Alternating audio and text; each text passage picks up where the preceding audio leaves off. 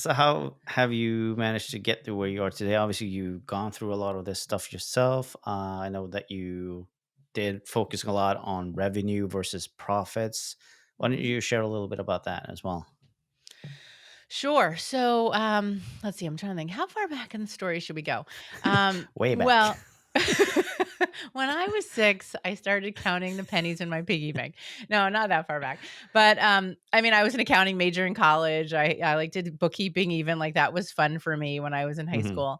Um, and then I went the traditional corporate route. In terms of going into like big accounting firm stuff. And um, but what rocked my world initially was when I was 21, my dad had a stroke and I was put in charge of the money, almost like the family CFO, and I was Hmm. 21. Like, I didn't know what the heck I was doing with money. Yeah. Let's just be Most clear. Like, most 21 years don't know no, what and I to do. could I could do the like debits and credits and like the big company accounting, but big company accounting is way different than personal finance. And PS, it's way different than small business finance too. So we'll get to that in a second. But I like got super overwhelmed trying to take care of his care. My sister was at college. I had just graduated college. My parents had been divorced for years. And so I kind of band-aided things together, but then a few years later, stuff had gotten significantly out of hand. And I found myself like with 3 huge stacks of bills and mail when I collected everything around my house. Mm. And it was in that moment that I was like, "Oh my gosh, like I am not owning my money. It is absolutely owning me." And I literally had this panic attack sitting at my dining room table, figuring out like, what am I going to do? How am I going to get myself out of this? And it was very unlike me because on the outside, on the front, I was this totally put together A player, top of my class, like at work. And then this is what was happening behind the scenes, right?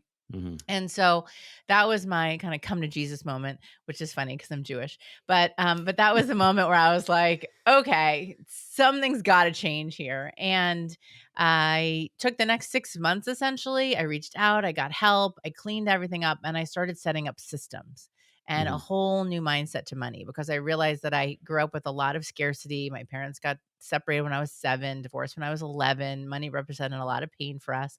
So I had to go through a lot of my own work to be able to now teach this, but just to Mhm. be able to get clean with what we were doing with our personal finances.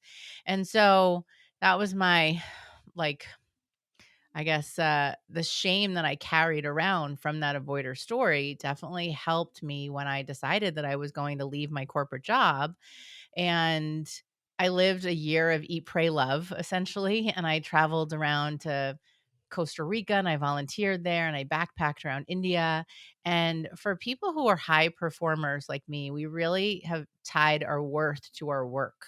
So when I Mhm. left my corporate job, and it'll be interesting for you now, right? Leaving corporate to go do this thing, like for you to really see how you get to redefine yourself now as an entrepreneur.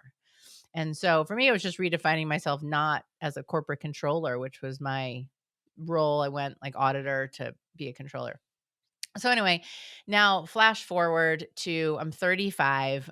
As I said, I'm a high achiever. I had my midlife crisis 10 years early. So I basically have this whole like midlife crisis. And I'm like, what am I gonna do with my life? And then that's when I started Own Your Money. And I realized that I didn't want to go back and keep going the corporate route, but that I had something to give to really inspire people to want to look at their money and to be able to see money as the tool that it could be.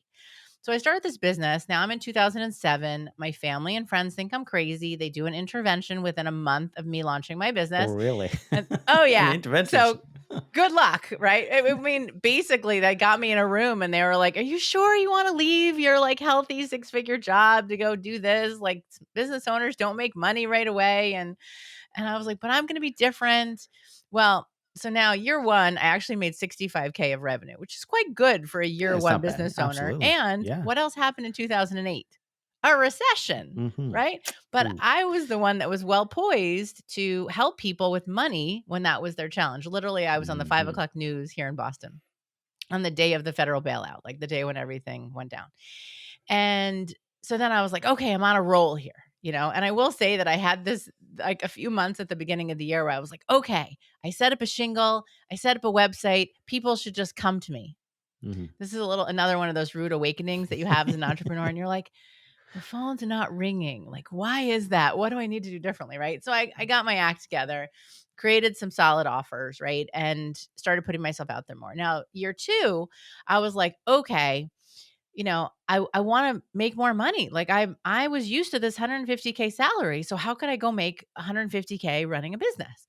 So then year two, I actually grossed 155K, which is a big deal, right? In year two of my business. However, I was listening to all the coaches that just said focus on revenue. And that's exactly what I did. Mhm. And in my mind, I hadn't yet differentiated between 150K salary and 150K business revenue.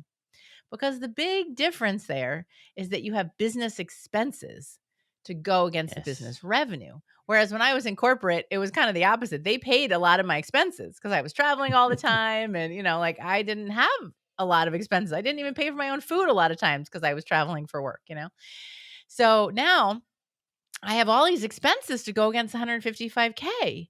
And I look at my financials at the end of the year, and I think I had just hired a bookkeeper that year, and I nearly fell out of my chair because I grossed 155K and I netted 3K for Mm. me. Wow, yeah. And it was like I made 150K, but yet I personally didn't make that. And fortunately, like I had said, I had real estate and I had actually become like a quote, self-made millionaire at 33 from the real estate and the investing that I had been doing because I'm a bit of a saver and an avoider, as I shared. But but my real estate was helping to pay my expenses. But I wanted this business to make me some money. Because I was like, Mhm. I'm not gonna buy into what all these coaches were saying, where and this still happens now, over 10 years later. Like it's so much focus on revenue that there's not enough understanding of how am I managing and planning my cash flow so that I get paid, as the business owner, right? And that I get to grow the way that I want to grow.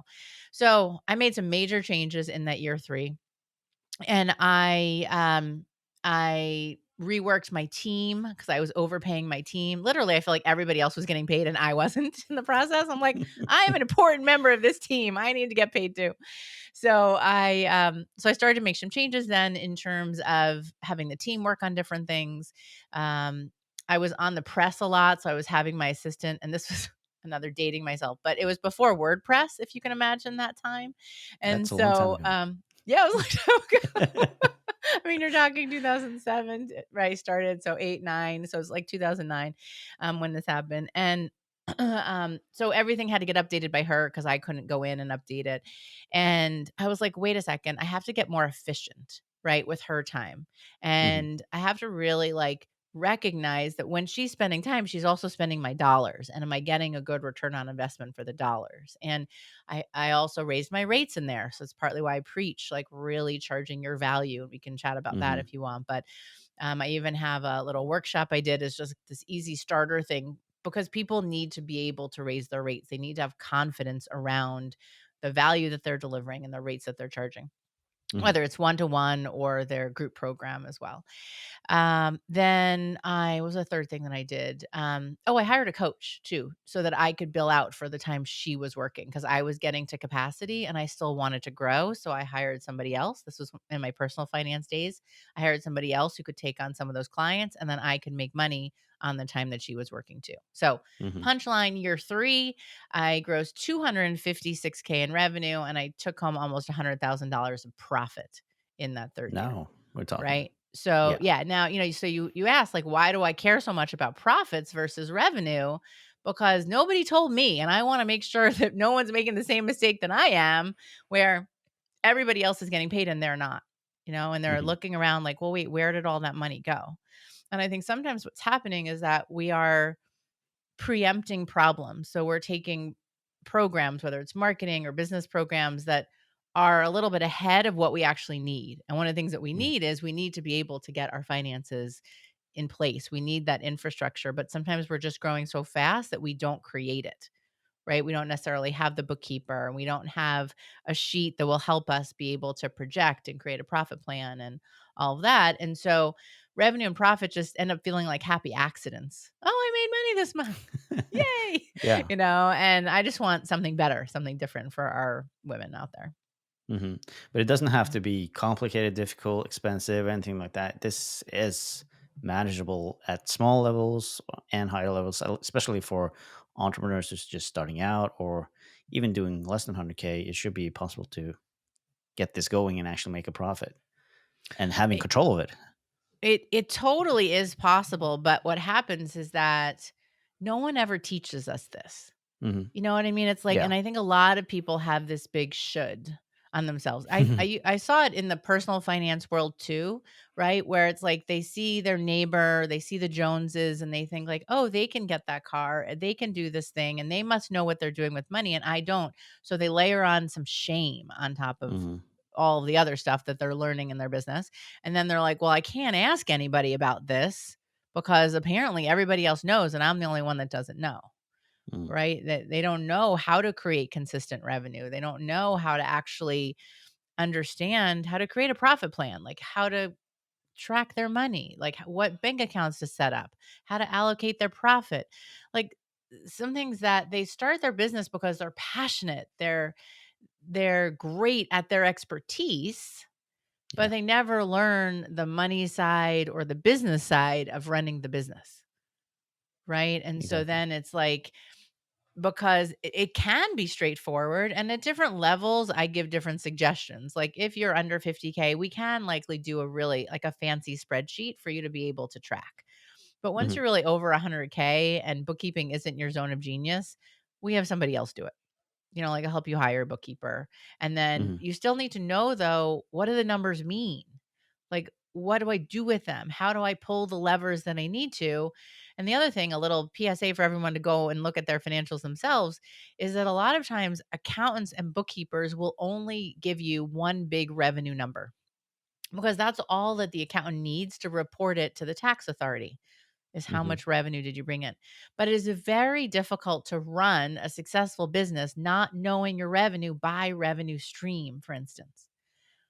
Right. So the categories that the accountant needs to report it to the government are likely different and much more summarized than the accounts that you may need to run your business, starting with revenue being one of the most important ones.